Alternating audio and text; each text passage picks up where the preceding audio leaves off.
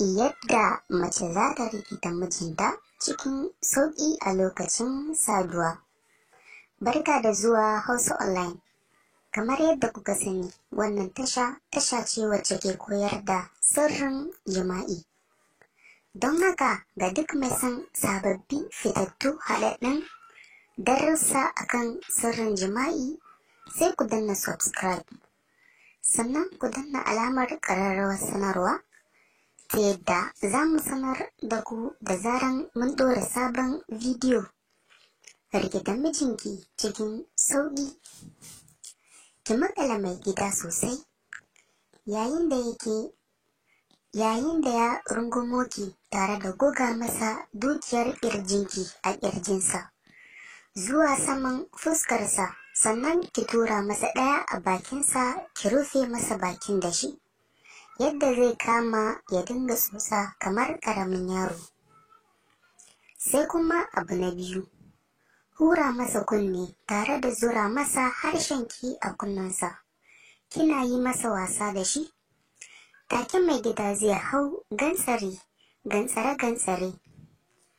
Sai kuma tsotsan kan nononsa a hankali tare da lailaya saman banarsa da hannunki.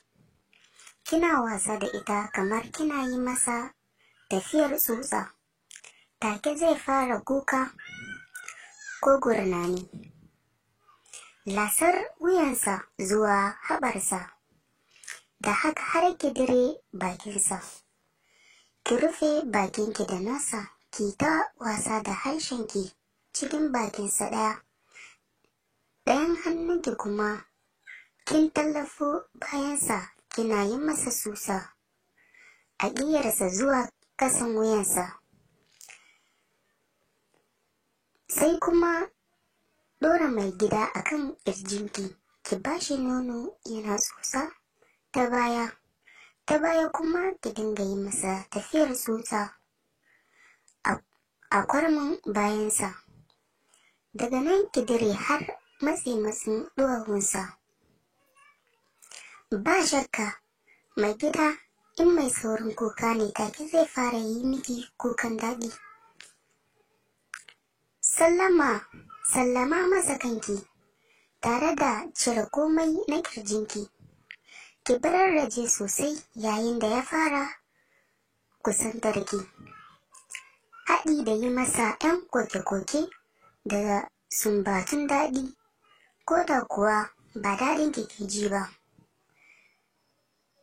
Sannan ma na ƙara ku dakace mu, za mu dakata daga nan. Sai kuma next bidiyon mu za mu kawo muku sababbi haɗaɗɗun fitattun labaran sirrin jima'i. Don haka ga duk wanda bai yi subscribe ba, muna roƙon ku danna mana subscribe. Sannan ku danna alamar ƙararrawar sanarwa ta yadda za mu sanar da ku da zaran mun ɗora sabon bidiyo. Naku a kodayaushe, Hausa Online.